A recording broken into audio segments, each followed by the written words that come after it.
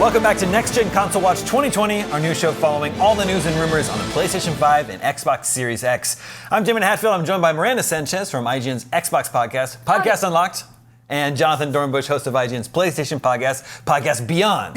We begin this week with the question that is top of mind for everyone looking forward to Next Gen consoles. How much will the PlayStation 5 and Xbox Series X cost? According to a report from Bloomberg, scarce components have caused the manufacturing costs of the PlayStation 5 to rise to around $450 per unit. Why might that be? IGN's tech editor, Bo Moore, can explain. So according to sources, one of the biggest headaches to the PS5's price is a reliable supply of DRAM and NAND flash memory. But what are those things? So DRAM stands for Dynamic Random Access Memory, or as it's more commonly known, just RAM. That goes into making your graphics card, that's GDDR6 memory, as well as your RAM sticks, which is DDR4.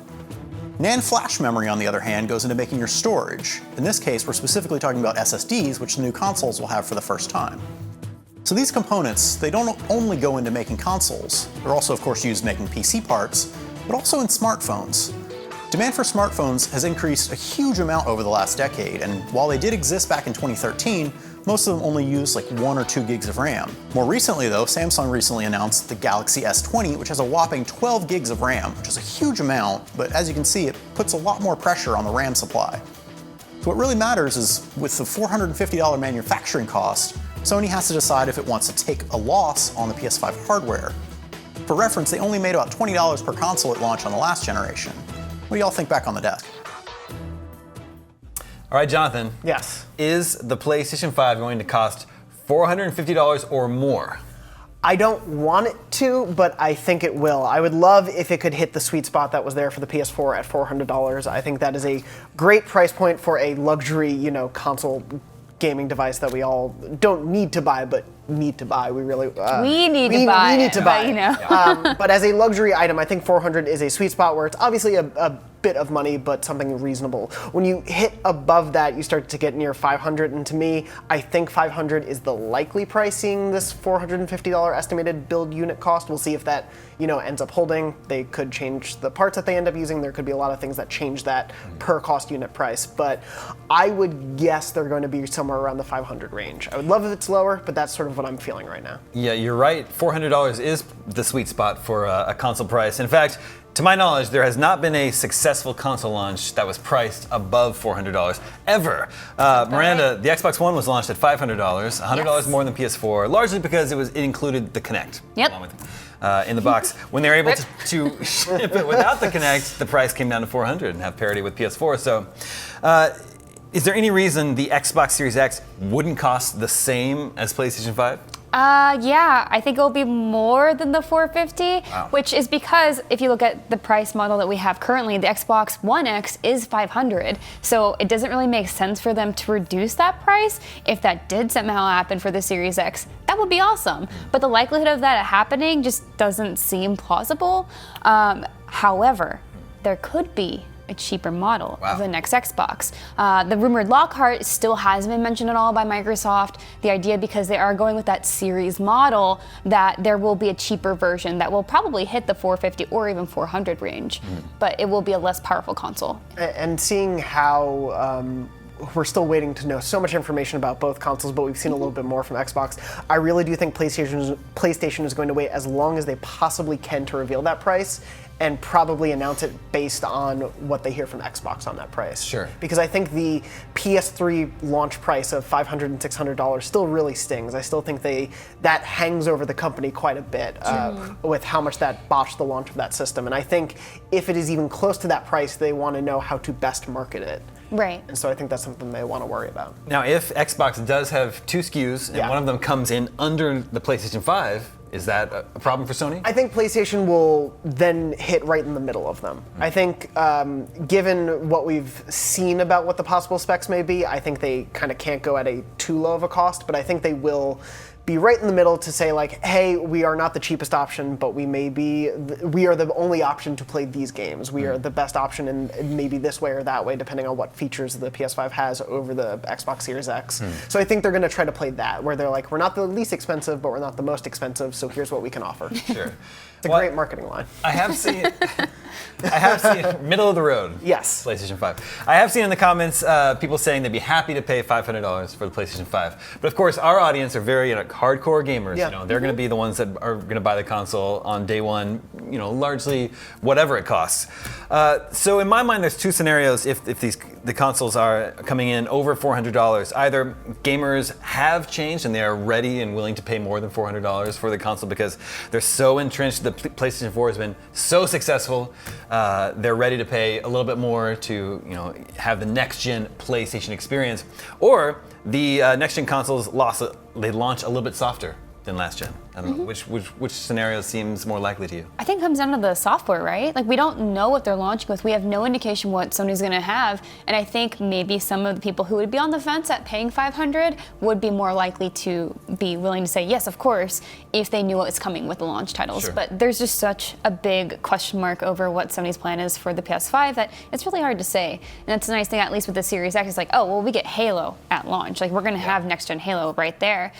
Granted, it is launching on all the Xbox SKUs, and it will also be on PC, but it is nice to have an assurance that there is something there that we can look forward to. Yeah. I do think it really will come down to what Sony has to offer at launch. And if they have something like a Horizon 2 at launch, that's going to mean a lot to the 100 million plus people who have PS4s, and because that game has sold at least over 10 million copies. I think that number was a year or two old, and they haven't really updated us since. So that has appealed to a large part of the PlayStation community currently, and I think something like that could make the difference and could help sort of assuage people's worries about buying a more expensive console. That said, Damon, I do agree with you in the sense of I do think this will regardless be a bit more of a gradual launch, with both console makers making backward compatibility such a big part of the selling points for these consoles, possibly with these bigger price points. I think we're going to see a bit more of a gradual shift into next gen. Yeah. Of course, the PS4 didn't really have a killer app at launch. No, it didn't. But that price was sort of the price. killer app. Well, yeah. The story of the launch of last gen is more about Sony answering Microsoft's missteps and gamers being unhappy with what Microsoft was planning with the Xbox, and Sony being like, well, we're the complete opposite. So everyone was able to go, all right, this is where I'll be, this is what I want to do in the next generation of gaming. And right now, all we've had is Xbox taking a couple of steps and Sony not taking any steps. So we don't really know how they're going to be able to go head to head, especially with E3 only having Xbox. Well, talk to me about flash memory. If the flash memory is one of the key components that is causing the cost of manufacturing to increase, what is the benefit of it? What do we get from this new flash storage? I mean, we have to assume that everything's going to be faster, right? Like, that's the whole push of next gen. Like, how do you innovate? What is better? Well, we want faster systems, we want faster saves, faster load times, and flash memory is kind of the answer for that. If you will actually kind of recall the rumored leaked back ports of the Series X, there was that little square thing that looked like it could be a thing to insert for additional storage, potentially. So that's just another thing. If flash memory is easier to acquire, or it's kind of future proofing for, oh, this is another kind of memory you can more affordably get and expand your device with, then maybe that's like part of the solution with flash memory. Yes, speed and eliminating load times and shortening downloads and pulling out games from the OS and everything.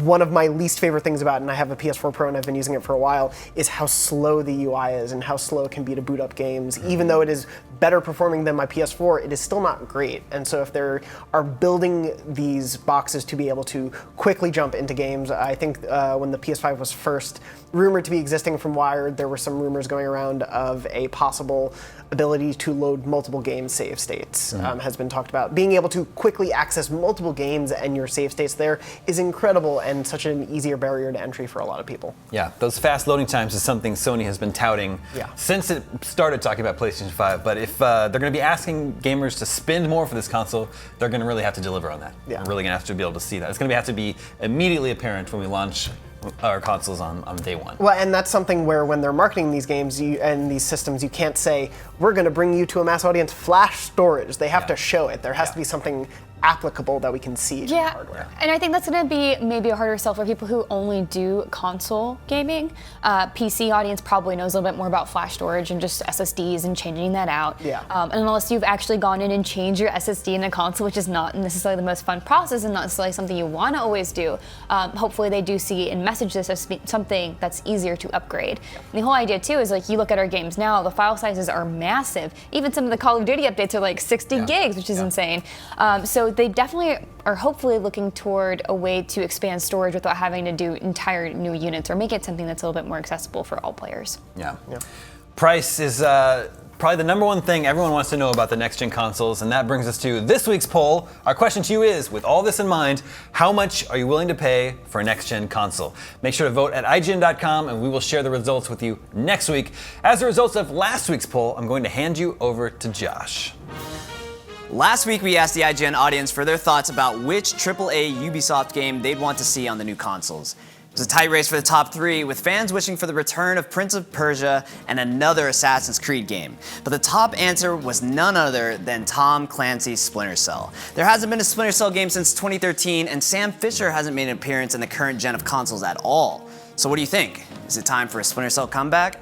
Yes, I definitely think it's time for Splinter Cell to make a comeback, and as we can see here, I'm shocked it's been so long since we've gotten Splinter Cell because the fans have been demanding it. Yeah, it's definitely very clear that the Ubisoft fan base and the Splinter Cell fan base is craving another entry in the series. Personally, I would love another 2D Rayman. The last couple of Legends were great, but apparently the poll, I am not in the majority of this poll. But yeah, I do think, especially as we've seen more Ubisoft games sort of adopt that open world model, having something that was more tightly focused and focused on that really, really great stealth gameplay would be a great thing to see. Yeah. It would be good to see Ubisoft show that versatility too. Like whenever you see an open world game from them, you kind of know what to expect from it. Not necessarily in a bad way, but it's just like, oh, I know what this is. We've done this before. I'm going to go find the tower and find all the collectibles and find these other things.